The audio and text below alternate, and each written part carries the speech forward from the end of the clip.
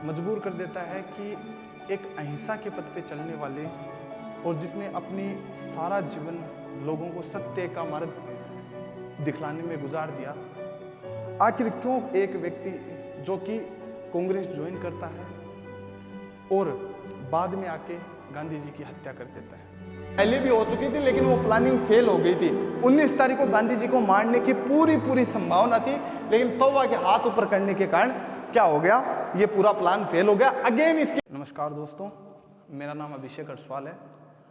आज हम इतिहास के एक ऐसे विषय मुद्दे को उठाने जा रहे हैं जो शायद इतिहास में बहुत विवादास्पद रहा है, जिसको लेके विभिन्न प्रकार की कहानियां भी बनी हैं। हम चर्चा कर रहे हैं महात्मा गांधी और नाथूराम गोडसे को।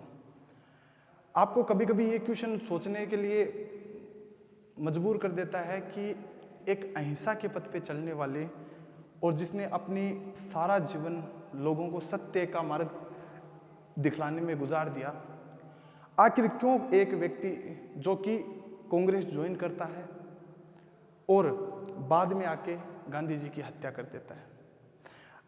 इसमें बहुत से कॉम्प्लिकेशन भी आए हैं और बहुत से मुद्दे ऐसे होते हैं जिन पे हम कोई टिप्पणी करने से पहले ऐसा सोचते हैं कि क्या इस पर यह करना सही रहेगा। चलो ज़्यादा टाइम वेस्ट नहीं करते हुए पहले हम उस मुद्दे के बारे में डिस्कस करते हैं। मैं ऐसा मानता हूं कि इतिहास में आप गांधी जी के बारे में तो बखूबी, अगर आपने थोड़ा बहुत इतिहास पढ़ा है तो आप उनको जानते हैं। आज का विषय हमारा सबसे पहले ये रहेगा कि हम नाथूराम गोडसे की जीवनी पढ़ेंगे।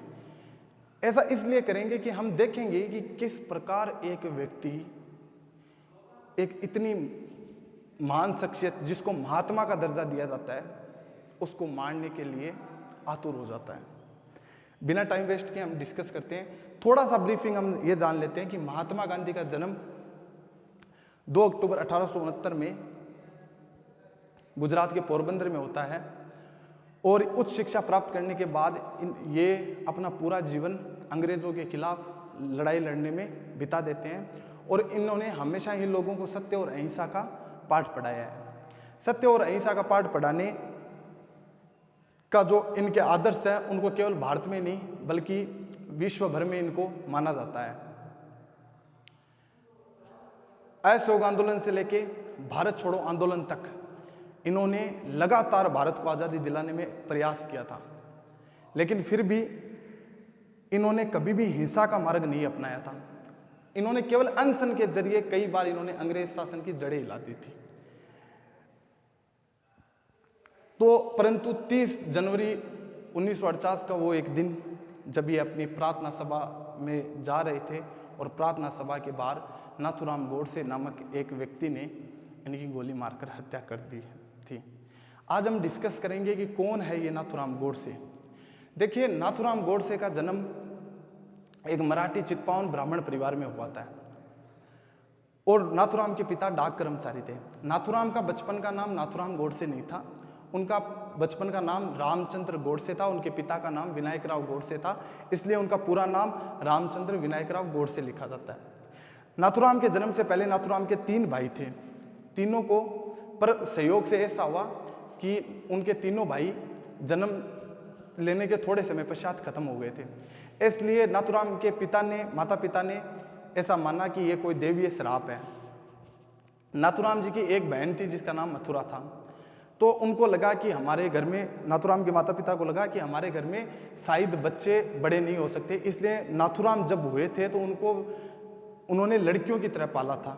उनको जैसे फ्रॉक पहनाना और 12 साल तक लड़कियों की तरह पालने के बाद जब नाथूराम की नाक छिदवाई गई और उनको नाक में नथ पहनाई जाती है, उसी से उनका नाम पड़ता है नाथूराम।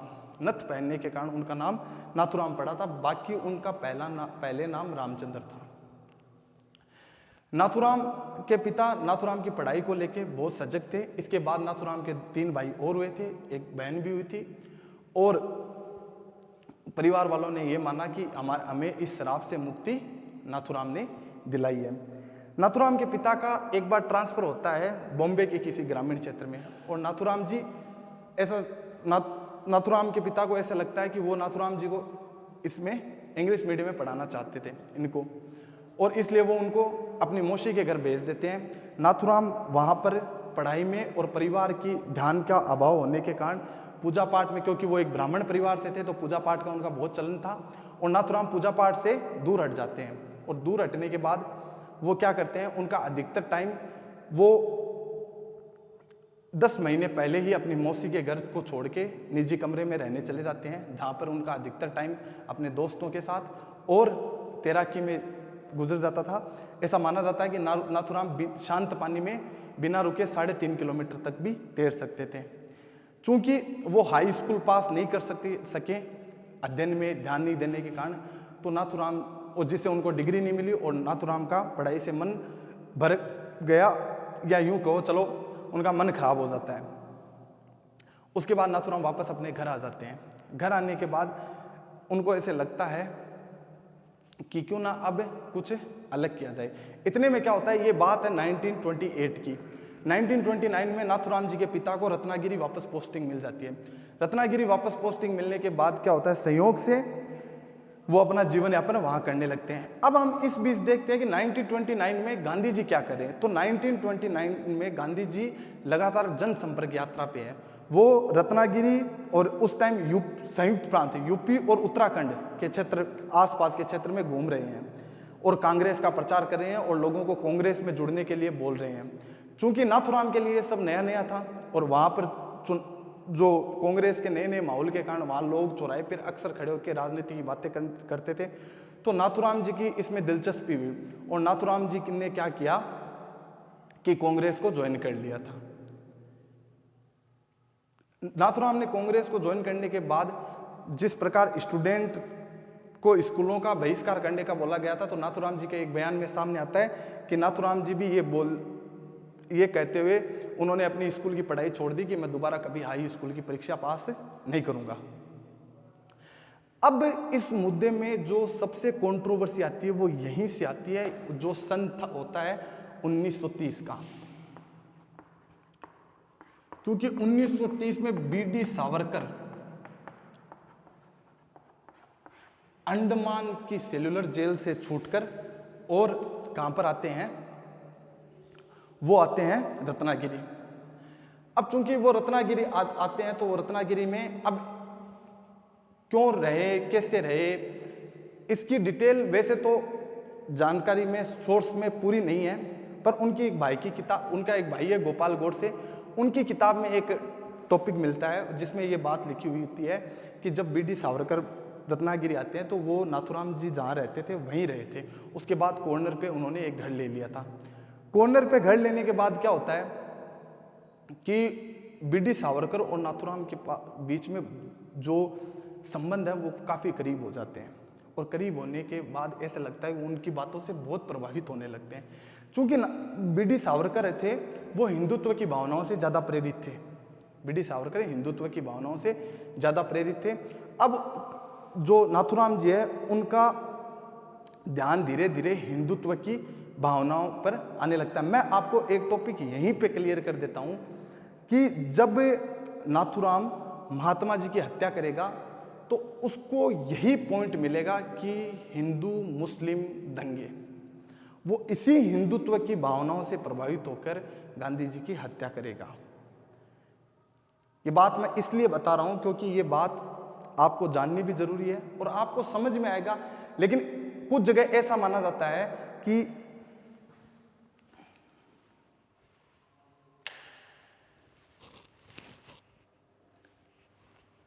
कुछ जगह ऐसा माना जाता है कि बीडी सावरकर से ही प्रेरित होकर नाथूराम ने गांधी जी की हत्या की थी, लेकिन इसकी पुष्टि नहीं होती है।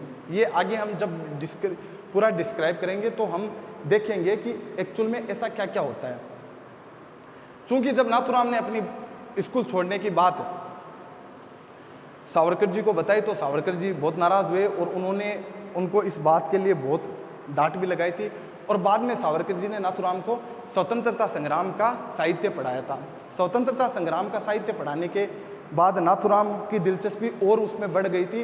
और धीरेन्द्र कुमार झा की एक पुस्तक है Gandhi assassination the making of Nathuram Godse, जिसमें वो कहते हैं कि नाथूराम सावरकर द्वारा बताए गए इतिहास को पढ़ता भी था और नोट्स भी बनाता था। और ऐसा ही एक उनके भाई जिनका नाम था गोपाल गोडसे, वो बताते हैं कि सावरकर जी के द्वारा रचित एक पुस्तक थी 1857, एक स्वतंत्रता संग्राम, उसको वो रात को पढ़ता और खाने के टाइम हमारे पूरी फैमिली को सुनाता था। अब चूंकि धीरे धीरे नाथूराम कांग्रेस को छोड़कर और हिंदुत्व की भावनाओं का प्रेरित हो गया। लेकिन मैं आपको यहाँ एक छोटा सा पॉइंट ये बता देता हूँ कि नाथूराम की पारिवारिक जो कंडीशन है ना, वो बहुत खराब है। आर्थिक रूप से आर्थिक स्थिति कमजोर है, क्योंकि कमाने वाले उनके पिताजी अकेले हैं और ये इनके जीवन में इनके पिताजी का बहुत रोल है। हम घटना पढ़ चुके हैं 1930 तक। अब चूंकि 1933 में इनके पिताजी रिटायरमेंट हो जाते हैं अपनी पोस्ट से, जो इकलौते कमाने वाले होते हैं। ये रिटायरमेंट होने के बाद कहाँ, रत्नागिरी से ये चले जाते हैं सांगली, जो कि महाराष्ट्र में है।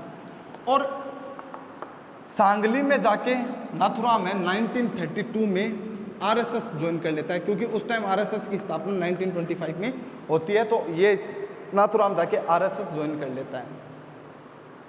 अब चूंकि पारिवारिक स्थिति कमजोर होने के कारण नाथूराम एक बार अपनी सारी सार्वजनिक जो जीवन है उसको साइड में रख के काम करने के लिए अपनी बहन मथुरा, जो बड़ी बहन थी, उसके पास चला जाता है। लेकिन अचानक उनके पिताजी की तबीयत खराब होने के कारण 1934 में वो वापस आ जाता है। और वापस आके क्या करता है, उस टाइम आरएसएस की ड्रेस होती थी, आपने देखा है, आरएसएस की ड्रेस का काम उसको सिलने का, और सिलाई की एक दुकान खोली थी।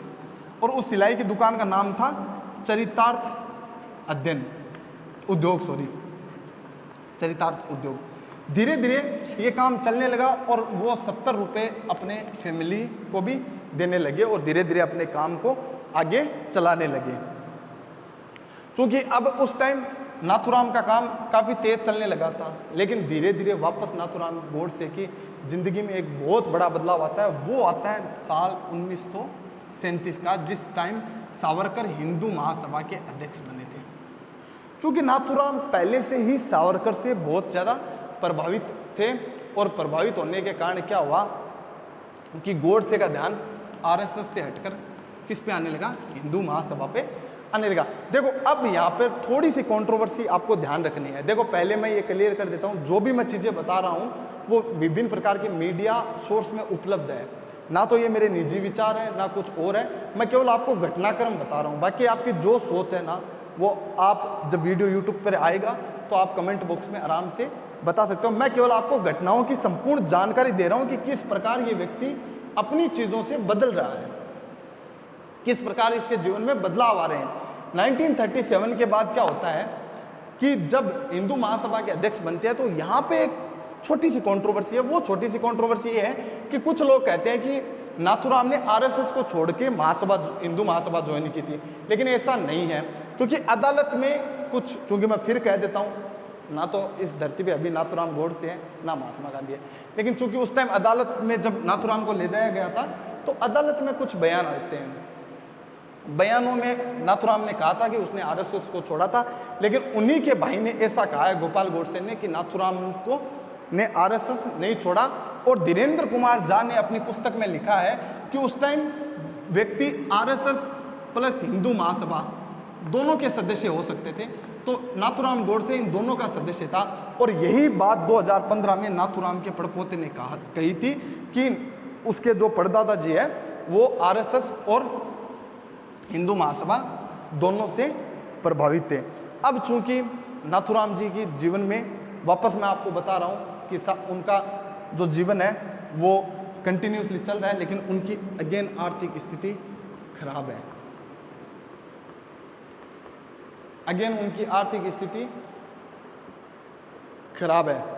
अब चूंकि क्या होता है, 1937 में हिंदुत्व की भावनाओं को जुड़ने के बाद 1938 में हैदराबाद के निजाम के, कौन, हैदराबाद का निजाम, हैदराबाद के निजाम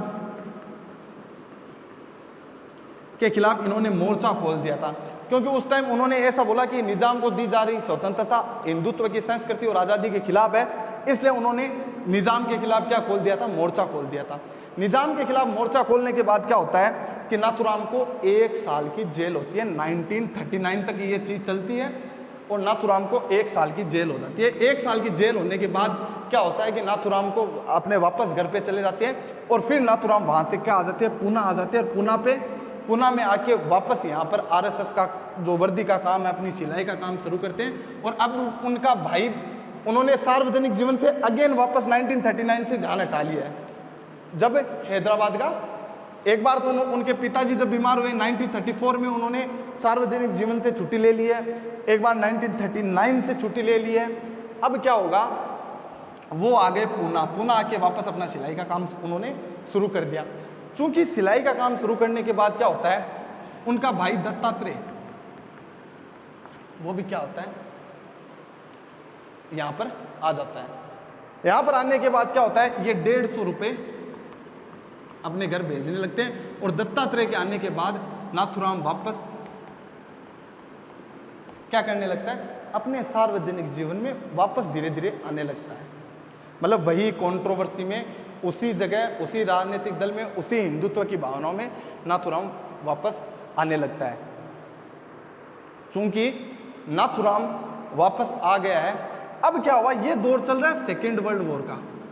आपको पता है सेकेंड वर्ल्ड वॉर 1939 से लगभग स्टार्ट होके 1945-44 के आसपास चलता है अराउंड। कुछ लोग इसको 5 साल 4 साल गैप रहता ही है ना। अब क्या हुआ, देखो अब फिर कहानी में एक ट्विस्ट आता है। चूंकि आरएसएस के जो बड़े लोग थे, जो हेड थे, वो आरएसएस को राजनीतिक संगठन नहीं होने देना चाहते थे। तो क्या हुआ, वर्ल्ड वॉर के टाइम आरएसएस की गतिविधियों पर रोक लग गई थी। तो नाथुराम ने हिंदू राष्ट्र दल के नाम से अपना एक अलग क्या कर लिया था, हिंदू राष्ट्र दल के नाम से अपना एक अलग संगठन खोल दिया था। हिंदू राष्ट्र दल के नाम से अपना एक अलग, और यहां पर ही उनकी मुलाकात हुई नारायण आप्टे से।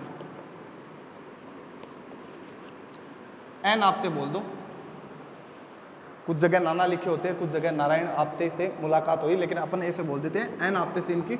ये नाथुराम के काफी सहयोगी थे। और जब आपको इस चीज के एंड में जाओगे तो आपको पता लगेगा नाथुराम के साथ इनको भी फांसी लगती है। अब क्या होता है, इस दल को धीरे धीरे क्या होता है, मान्यता मिलने लगती है।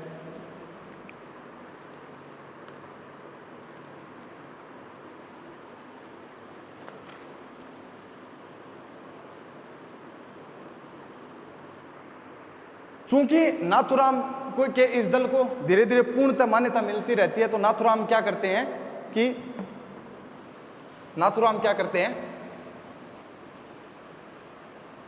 एक अखबार निकालते हैं, और उस अखबार का नाम क्या होता है, अग्रणी। क्या नाम होता है, अग्रणी नाम होता है उस अखबार का।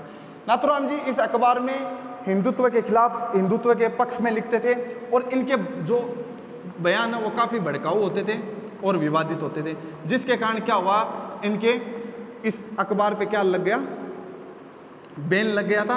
और इन्होंने इस बैन को खुलवाने के लिए 1947 में मोरारजी देसाई, जो उस टाइम बॉम्बे प्रेसिडेंसी के गृह मंत्री थे, उनके पास जाके उन्होंने कहा कि इस अखबार के बैन को हटाया जाए। लेकिन जो मोरारजी देसाई, वही मोरारजी देसाई है जिनकी स्वतंत्रता के बाद स्वतंत्र भारत में सरकार भी बनी थी। उन्होंने उन पर और ज़्यादा जुर्माना लगा दिया और बैन नहीं हटाया। बैन नहीं हटाने का इन्होंने दूसरा अखबार, हिंदू राष्ट्र अखबार के नाम से भी एक दूसरा अखबार निकालना शुरू कर दिया था। उसके बाद भी ये चलने लगा। अब चूंकि धीरे धीरे वो समय नज़दीक आ रहा है जब भारत क्या हुआ है, आज़ाद हुआ है 1947।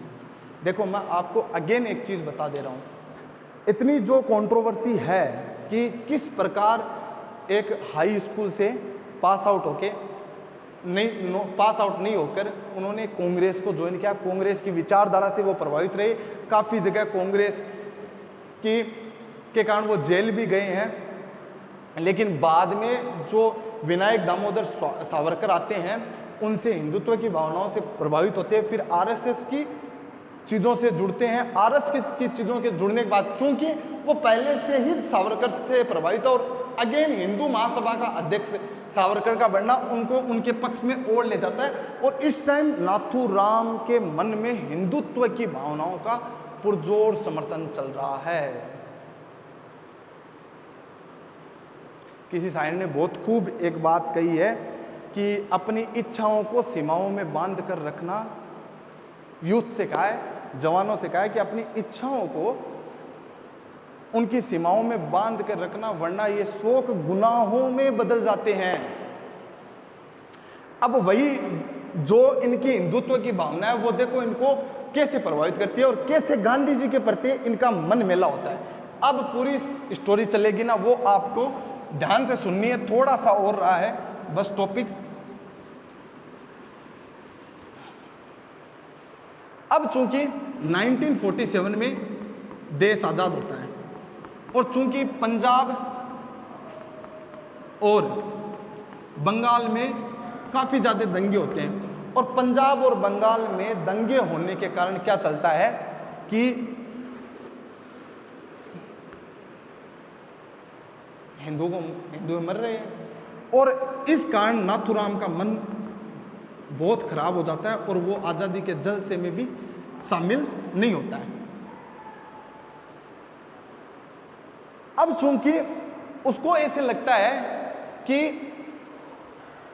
तत्कालीन सरकार है ना, उसने विभाजन किया है, और नाथूराम का पहला बयान यही था कि कांग्रेस जो काम करती है उसमें सदैव गांधी का हाथ रहता है।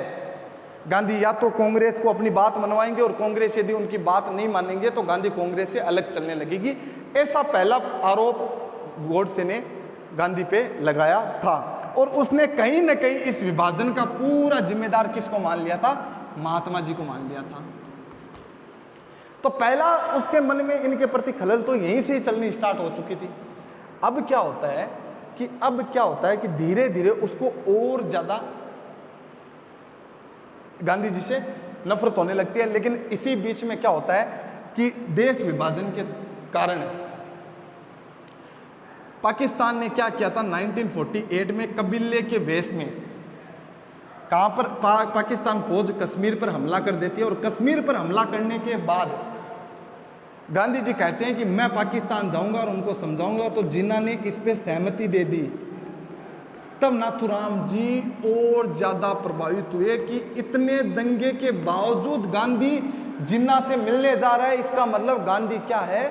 जिन्ना के पक्ष में खड़ा है, मुसलमानों के पक्ष में खड़ा है। अगेन मैं यही कहूंगा, इसमें मेरे कोई निजी विचार नहीं, ये सारी जानकारियां मीडिया पे उपलब्ध है, आप वहां से देख सकते हो। ठीक है। अब क्या होता है, धीरे धीरे गांधी के प्रति उनकी नफरत क्या होती है? बढ़ने लगती है। इस बीच क्या हुआ था? अब देखो, देश में उस टाइम एक मुद्दा और था। मैं आपको उस मुद्दे पे जाने से पहले उस मुद्दे पे को मैं आखिरी में आपको डिस्क्राइब करूंगा, जो इस पूरी फिल्म का हाईलाइट बनेगा कि अंत में उसको किसने प्रभावित किया था। अब क्या हुआ, इस बीच में नाथूराम की गांधी के प्रति जो अपनी जो भावनाएं हैं वो चेंज हो चुकी है। अब गोडसे अपने सारे काम छोड़कर क्या करेगा? गांधी जी की हत्या की प्लानिंग करेगा, क्योंकि इस टाइम तक उसका पत्रकारिता से भी क्या मन भर चुका है, और अब वो गांधी जी की हत्या की तैयारी करेगा। और वही हम देखेंगे कि सबसे पहले ये तैयारी कहाँ होती है। तो वो दिन होता है 2 जनवरी 1948 का दिन, जब गांधी जी और आपसे पहली बार अहमदनगर के एक गेस्ट हाउस में, जिसका नाम है डेक्कन गेस्ट हाउस, वहां पर मिलते हैं। और वो गेस्ट हाउस इनके एक मित्र थे विष्णु करकरे, उनका था। वहां पर ये हत्या की प्लानिंग करते हैं। और हत्या की प्लानिंग में मैं ज्यादा डेप्थ में नहीं जाके आपको शॉर्ट फॉर्म में सारी चीजें एक्सप्लेन कर देता हूं कि हत्या की पहली बार ये हत्या की प्लानिंग बनाते हैं कि हम क्या करेंगे, एक विस्फोट करेंगे प्रार्थना सभा के बाहर, और विस्फोट करने के बाद क्या करेंगे, वहां पे क्या होगी, भीड़ इधर उधर जाने लगेगी और उस भीड़ में गांधी जी को हत्या कर देगी। इनके साथ एक इनका मित्र और था, मदन लाल पौवा। अगर मैं सही हूं तो देख लेना, मदन लाल पौवा, इसने इस विस्फोट की जिम्मेदारी ली थी, किंतु इसने क्या किया, 19 तारीख को ये विस्फोट होना था, 18 तारीख को ही इसने हाथ खड़े कर दिए थे। अगेन गांधी की मृत्यु की प्लानिंग पहले भी हो चुकी थी, लेकिन वो प्लानिंग फेल हो गई थी। 19 तारीख को गांधी जी को मारने की पूरी संभावना थी, लेकिन पौवा के हाथ ऊपर करने के कारण क्या हो गया, ये पूरा प्लान फेल हो गया। अगेन इसकी प्लानिंग की जाती है कि 20 तारीख को पौवा वापस विस्फोट करेगा, और सेम प्लानिंग वापस होती है। लेकिन इस टाइम क्या है, जब पौवा विस्फोट करता है तो लोग उसे देख लेते हैं और पुलिस उसको पकड़ लेती है। तब गौड़ से वहां से और अपने साथियों के साथ क्या हो जाता है, फरार हो जाता है। गौड़ से फरार हो जाता है, और गौड़ से फरार होने के बाद क्या करता है कि लगभग 23 तारीख तक वो अंडर कवर रहता है, और अंडर कवर रहने के बाद वो 24 तारीख को वापस बाहर आता है और वापस गांधी जी की मृत्यु की प्लानिंग बनाता है कि किसी प्रकार से हो, लेकिन मेरे को गांधी को मारना तय। और वो क्या करता है, 26 तारीख को वो दिल्ली आता है। 26 या 27 तारीख के अराउंड गौड़ से दिल्ली आया है। गौड़ से दिल्ली आके क्या किया है, पहले वो दिल्ली पहुंचा है, 27 तारीख को वो दिल्ली पहुंचा है। 28 को वो ग्वालियर जाके वहां से अपने एक मित्र आदमी, उनके एक बहुत करीबी दोस्त थे, जिनका नाम मैं बता रहा हूं आपको,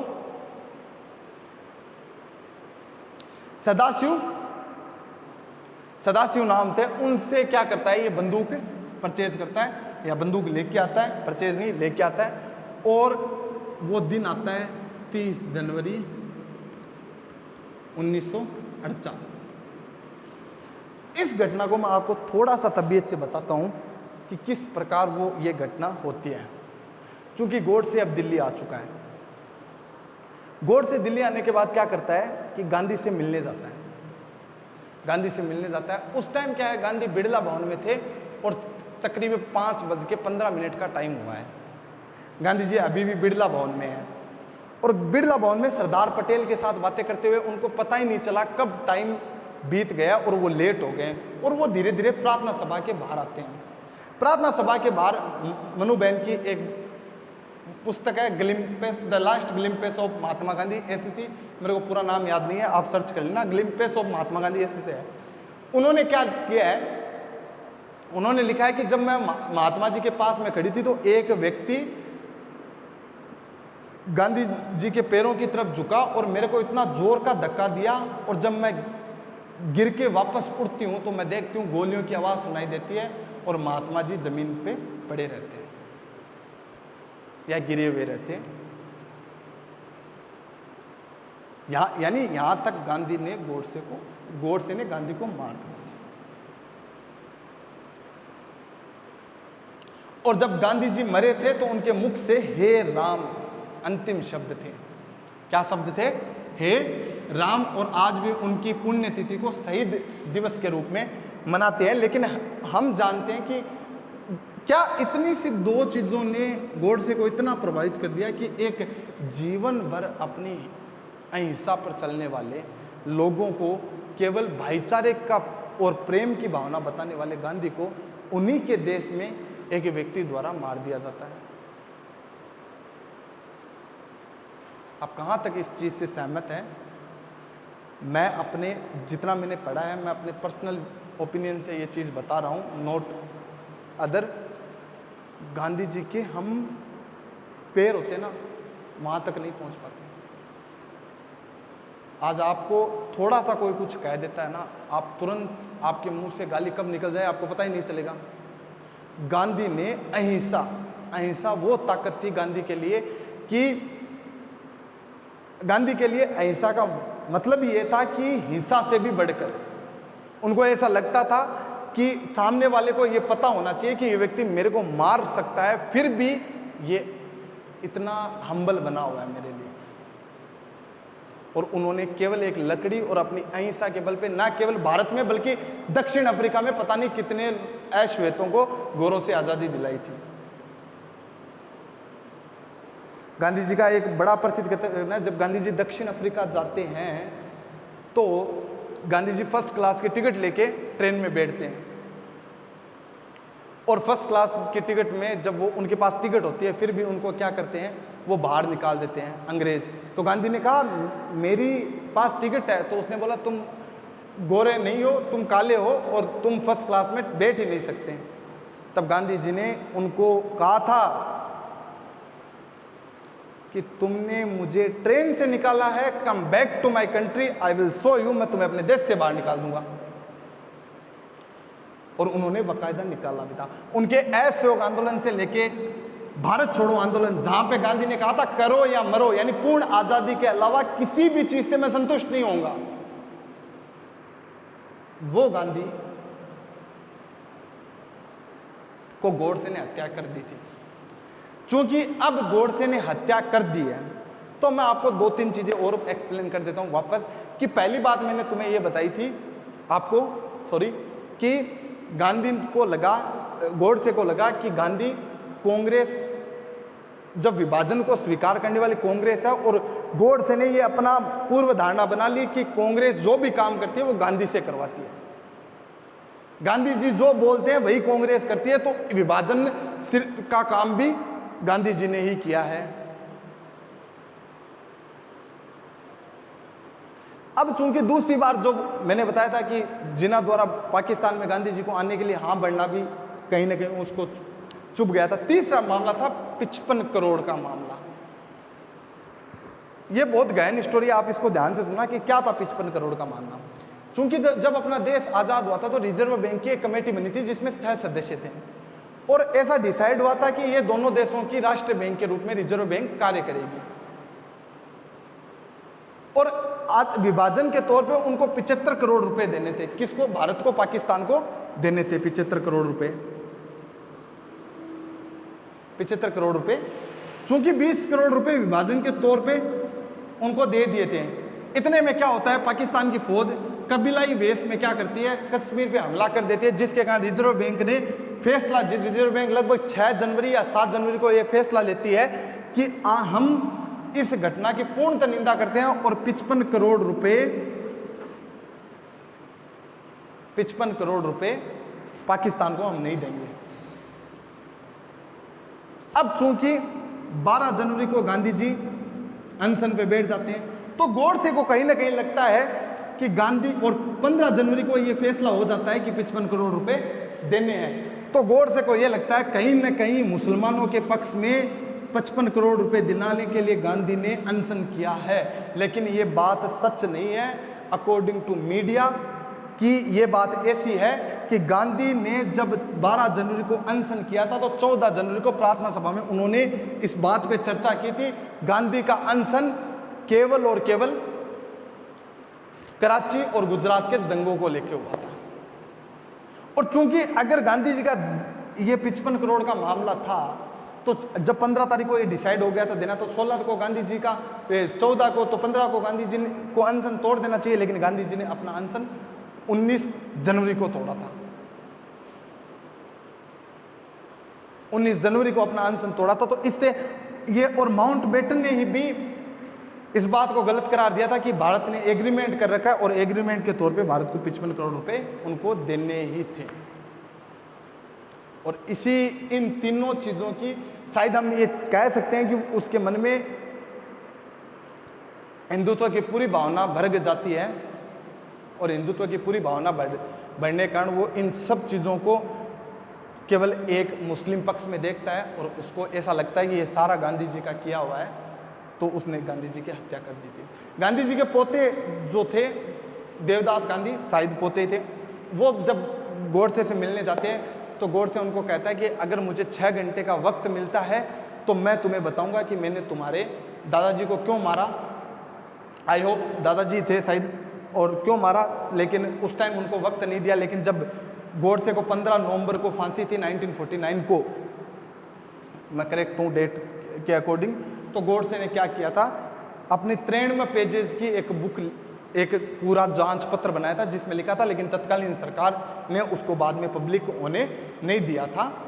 लेकिन ये जो बयान थे ये गोडसे ने अदालत में दिए थे। इसी कारण सावरकर का भी नाम इस वजह से ही जुड़ता है कि कहीं ना कहीं गोडसे हिंदुत्व की भावनाओं से प्रभावित बहुत ज़्यादा हो गया था। बाकी ये समस्त जानकारी जो है वो मीडिया पे उपलब्ध है, और इसी कारण गोडसे ने प्रभावित होकर 30 जनवरी 1948 को प्रार्थना सभा के बाहर गांधी जी की हत्या कर देता है गोडसे, और एक महान आत्मा जिसको देश, संपूर्ण देश बापू कह के बुलाता है, उसकी मृत्यु हो जाती है। और आज भी शायद उनके आदर्शों का पालन केवल देश में नहीं, विदेशों में भी उनके आदर्शों का पालन किया जाता है। धन्यवाद। मेरा इतना ही ये था। अगर आपको इन चीज़ों को, ये चीज़ें समझ में आई है, आपको लगता है कि कहीं ना कहीं ये चीज़ें काम किया, हाँ, इसके बाद भी मैं बता देता हूँ, इसके बाद कुछ नहीं हुआ। आपते और गोडसे को फांसी हो गई थी। टोटल 8 आरोपी गिरफ्तार किए गए थे। सावरकर को भी बाद में बरी कर दिया गया था, और केवल गोडसे को और आपते को, इन 2 लोगों को फांसी की सज़ा सुनाई गई थी, और 15 नवंबर को उनको फांसी की सज़ा दे दी गई थी। ये मैंने एक छोटा सा टॉपिक आपके सामने डिस्क्राइब करने का प्रयत्न किया है।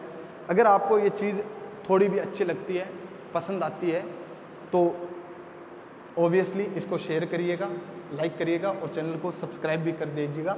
मेरा चैनल का नाम है अभिषेक हरसवाल, और देखते हैं ऐसी प्रकार के विवादास्पद टॉपिक्स को मैं और अपने शब्दों में एक्सप्लेन करने की कोशिश करूंगा। कि केवल एक छोटा सा टॉपिक है, अगर मेरे से जितना मेरी समझ थी, जितना मैंने पढ़ा है, उस अकॉर्डिंग मैंने पढ़ाने की कोशिश की है। मैं आशा करता हूं कि आपका कुछ ना कुछ डाउट तो क्लियर हुआ होगा, और इसके बाद भी अगर मुझसे कोई शब्दों में कोई त्रुटि होती है तो क्षमा याचना है। धन्यवाद।